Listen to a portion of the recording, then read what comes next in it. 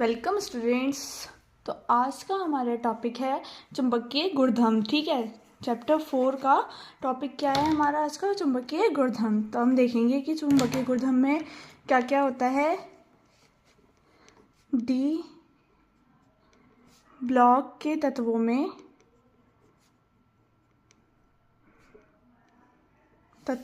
अनुचुंबकीय व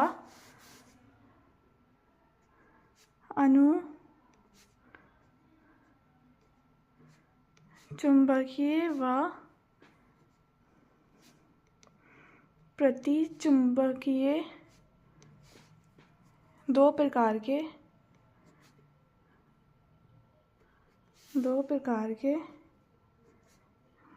गुण पाए जाते हैं। ठीक है, कितने प्रकार के गुण पाए जाते हैं? दो प्रकार के। कौन कौन से? एक तो होते हैं अनुचुंबकीय और दूसरे होते हैं प्रतिचुंबकीय। ठीक है, देखिए ये है हमारा डी ब्लॉक के तत्वों में अनुचुंबकीय व प्रतिचुंबकीय दो प्रकार के गुण पाए जाते हैं। ठीक है, क्योंकि डी ब्लॉक के तत्वों में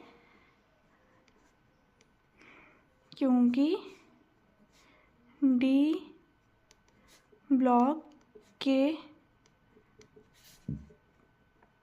तत्वों में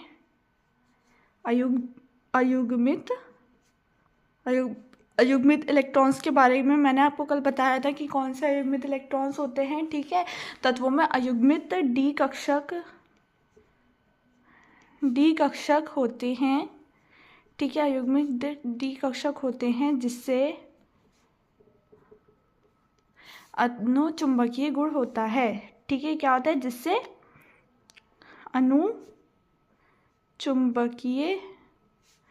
गुण होता है। ठीक है, तथा कुछ ऐसे भी तत्व होते हैं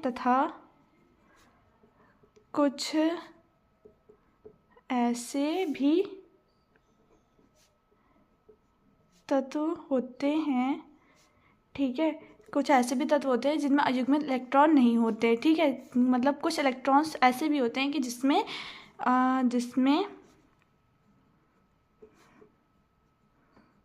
अयुग्मित इलेक्ट्रॉन नहीं होते। ठीक है, जिससे प्रतिचुंबकीय गुण प्रदर्शित करते हैं। जिससे प्रतिचुंबकीय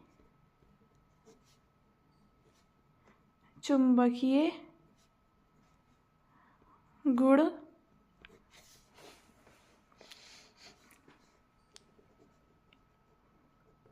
प्रदर्शित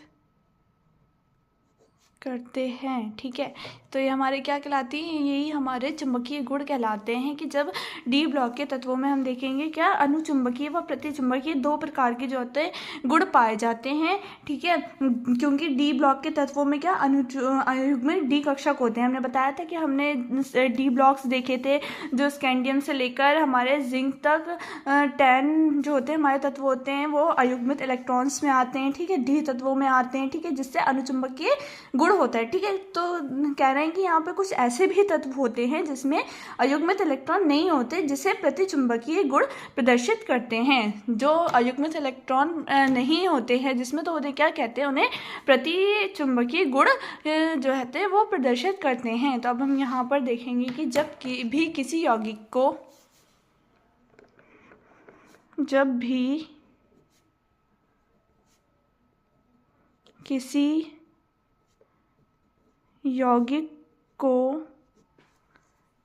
किसी चुंबकीय क्षेत्र में रखा जाता है। यौगिक को किसी चुंबकीय क्षेत्र में रखा जाता है तो उस यौगिक के भीतर का चुंबकीय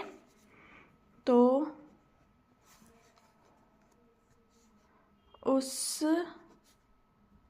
यौगिक के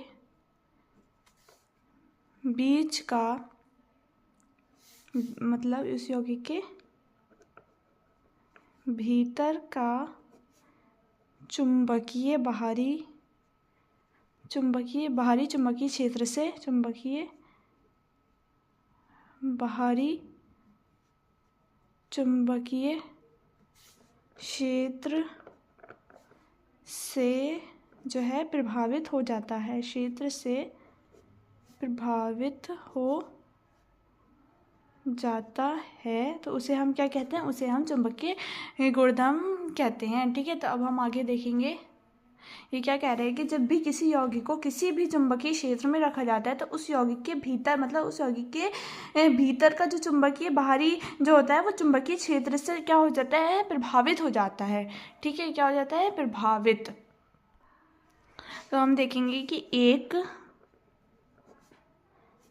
परमाणु, ठीक है, परमाणु या अणु या आयन में कोई भी इलेक्ट्रॉन होते हैं या आयन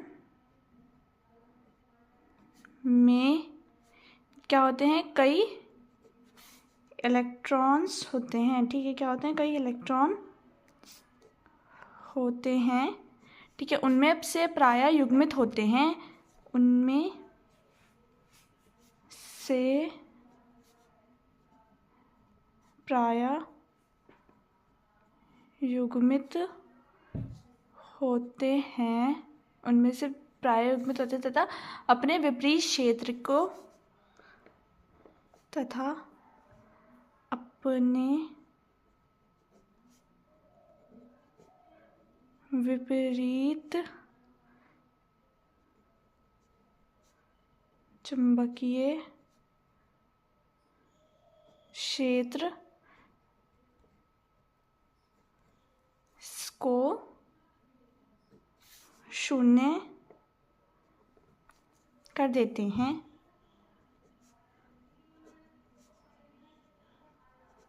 फिर भी कोई इलेक्ट्रॉन अयुग्मित रह जाता है, फिर भी कोई इलेक्ट्रॉन अयुग्मित रह जाता है तो वे अपना चुंबकीय क्षेत्र निर्मित करेगा तथा उसका स्वयं जो होगा वो चुंबकीय अघूर्ण होगा। ठीक है, तो अब हम यहीं तक रहने देते हैं। तो क्या है कि इलेक्ट्रॉन अयुग्मित रह जाता है तो वे अपना चुंबकीय क्षेत्र, यहाँ से लिखते हैं हम, तो वह अपना चुंबकीय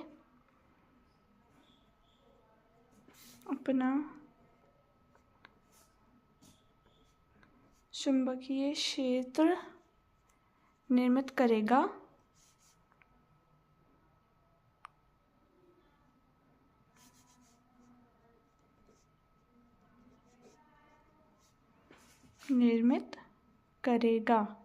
ठीक है, तो यहीं पे हमारा जो है चुंबकीय क्षेत्र का जो है टॉपिक एंड होता है। तो हम यहाँ से देखेंगे कि एक परमाणु, अणु या आयन में कोई भी जब कोई इलेक्ट्रॉन होते हैं, ठीक है, नहीं मतलब एक परमाणु या अणु या आयन में जो होते हैं वो कई सारे क्या होते हैं, हमारे इलेक्ट्रॉन्स होते हैं। ठीक है, उनमें से प्रायः युग्मित होते हैं, मतलब उसमें से कोई भी जो होता है वो अयुग्मित नहीं होता है, जो उसमें से क्या होते हैं, ज़्यादातर युग्मित होते हैं तथा अपने जो होता है अपोजिट चुंबकीय क्षेत्रों को क्या कर देता है, जीरो कर देता है बिल्कुल। मतलब उनका जो अपोजिट चुंबकीय क्षेत्र होता है उनको क्या कर देता है, शून्य कर देते हैं, मतलब जीरो हो जाता है वो बिल्कुल। ठीक है, फिर भी कोई इलेक्ट्रॉन अयुग्मित रह जाता है, फिर उसमें से भी कोई इलेक्ट्रॉन हमारा ऐसा हो जाता है जो अयुग्मित रह जाता है, तो वे क्या होता है, तो वे अपना चुंबकीय क्षेत्र निर्मित करता है। ठीक है, मतलब फिर भी उसमें से अगर कोई एक भी उसमें से रह जाता है अयुग्मित, तो वो अपना क्या होता है, चुंबकीय क्षेत्र अपना खुद ही निर्मित